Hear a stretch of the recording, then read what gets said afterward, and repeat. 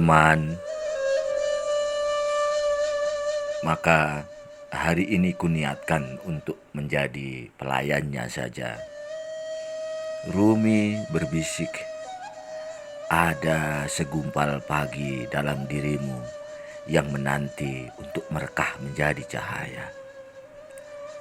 Aku masih di dalam gelap, tapi ada segumpal pagi yang siap mencerah. Maka ku cari-cari cara untuk mendaftar jadi pelayannya. Semua penjelasan menunjukkan kerumitan yang tak bisa kulakukan. Sebagai raja, dia maha diraja. Begitu kira-kira penjelasan yang kutemukan. Maka aturan protokolnya tentulah maha aturan yang tak mudah ditembus oleh siapapun secara sembarangan. Saat itu, aku teringat pementasan teater saat masih di SMA dulu. 51 Batu judulnya. Naskah saduran Taufik Ismail dari hadis-hadis kisah, mungkin dari kitab Usfuriyah. Saya pernah mementaskannya pada tahun 1991 bersama-sama teman teater awan SMA Negeri 1 Serang. Naskah itu tentang seorang lelaki bajingan yang ingin memulai hidup baru. Ia mendatangi banyak pemuka agama meminta jawaban. Adakah dosaku bisa diampuni Tuhan? Aku bosan, hidupku melulu begini. Pada awalnya, semua pemuka agama menyambut dengan tangan terbuka. Bagus. Bolehkah aku tahu apakah dosa yang pernah kau perbuat? Lelaki pendosa itu menjawab, semua kejahatan telah kulakukan. Sebutkan dosa-dosa besar apa yang ada dalam ajaran agamamu, Tuan. Pemuka agama itu menyebutkan beberapa dosa besar seperti menipu, berkhianat, mencuri, memperkosa, membunuh. Semuanya sudah saya lakukan berulang kali, jawab lelaki itu. Bisakah Tuhan membasuh semua dosa-dosaku ini? Para pemuka agama geleng-geleng kepala. Satu pemuka agama menjawab, kamu bukan manusia, semua dosamu telah menumpuk. Pemuka yang lain menyatakan, nerakalah tempatmu. Lelaki itu hilang harapan. Lancung sudah nasibnya. Niatnya bertepuk sebelah tangan. Sampai kemudian seorang pemuka agama menyarankan, pergilah ke Mekah sana. Temui Muhammad Rasulullah, hanya dia yang bisa membasuhmu. Lelaki itu tersenyum. Ada harapan di sana, di Makkah sana. Berjalanlah lelaki pendosa itu menuju Mekah. Pada pementasan itu Mas Toto Esteradik, pembina teater awan, menyarankan properti tambang besar yang panjang dililitkan ke seluruh tubuh. Itulah lelaki yang diringkus dosa, ujarnya. Saya menyeret tambang itu. Berat, sungguh berat. Apalagi beberapa bagian dari tambang itu dibiarkan menjulur, memanjang ke belakang. Saya melangkah 1, 2 langkah, 3 langkah, terhenti sebentar, memandang ke arah jauh, mengukur jarak. Ke sana aku harus sampai ke cahaya itu. Langkah demi langkah terus saya usahakan. Panas panggung aula SMA semakin terasa. Perjalanan menjadi perjuangan menempuh jarak. Sesekali lelaki dililit dosa itu menghela nafas. Betapa berat dosaku, betapa besar niatku bertemumu Muhammad.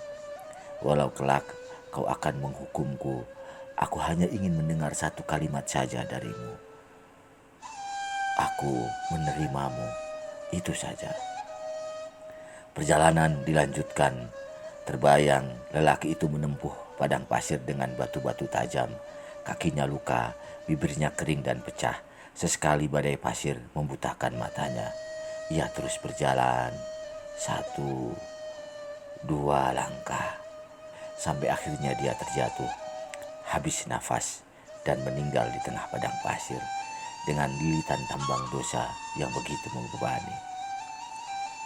Segeralah turun 2 malaikat pencatat kebaikan dan pencatat keburukan. Keduanya bertengkar memperebutkan lelaki pendosa itu. Ia akan kubawa, ujar pencatat keburukan. Ia lelaki pendosa, dosanya berjilid-jilid, jelas sudah. Malaikat pencatat kebaikan berkata, ia sudah menyadari kekeliruannya.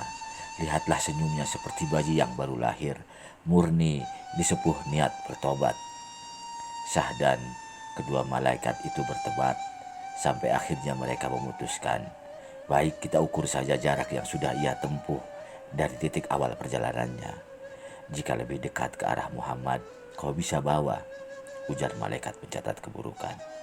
Baiklah, sebaliknya, jika lebih dekat ke titik awal berangkat, jawab malaikat pencatat keburukan, itu jadi urusanmu. Perhitungan dimulai satu batu demi satu batu. Hasilnya 51 batu, lebih satu batu dari titik awal berangkat. Ia jadi milikmu, ujar malaikat pencatat keburukan, agak kecewa. Oh teman, akan kutempuh perjalanan 51 batu untuk niatku ini. Karena satu batu saja sudah cukup membuatku semakin mendekati Muhammadku. Bakar dirimu, ujar Rumi. Cari orang-orang yang bisa mengobarkan nyalamu. Kubakar mulut, pikiran, hati dan nadiku dengan nama Muhammad. Karena satu batu saja ke arahnya sudah cukup untukku sampai pada cinta. Aku adalah debu tanah di mana kaki Muhammad menapak. Bisik Rumi, bisikku juga pada hari-hari puasa ini. Rumi pun membuka kuncinya. Andai bayangan Muhammad terpantul ke sebuah dinding, jantung dinding itu akan berdetak hidup. Dinding itu berkat pantulan wajah yang terahmati akan merasakan kebahagiaan tak terkira hingga dia akan tertolong dari kemunafikan. Ia akan merasa malu karena bermuka dua, sedangkan Muhammad yang saleh dan suci hanya memiliki satu wajah saja. Berikan bayangan itu padaku ya Rasulullah. Berikan bayangan wajahmu ya Rasulullah. Wahai Tuanku, itu saja telah cukup. Itu saja.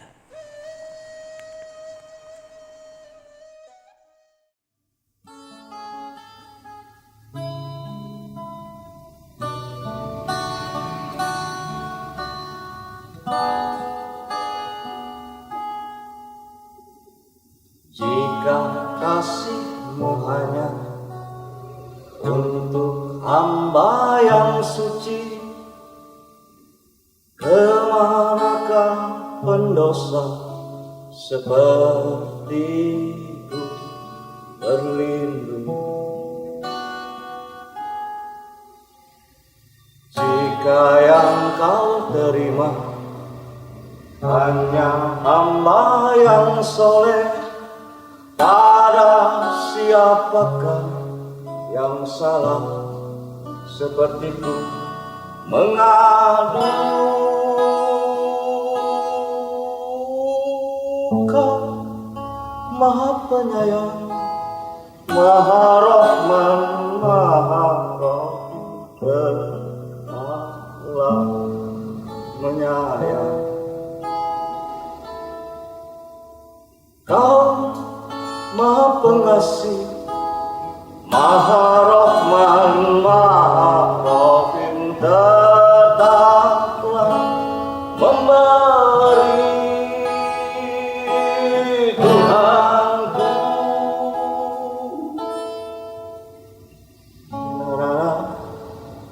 Na na na na na na na na na.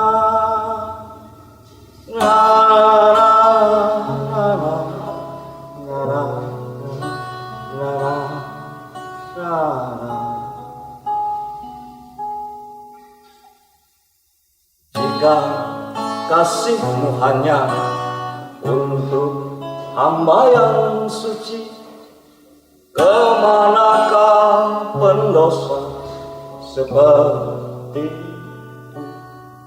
berlindung? Jika yang kau terima hanya hamba yang soleh, pada siapakah yang salah sepertiku mengadu.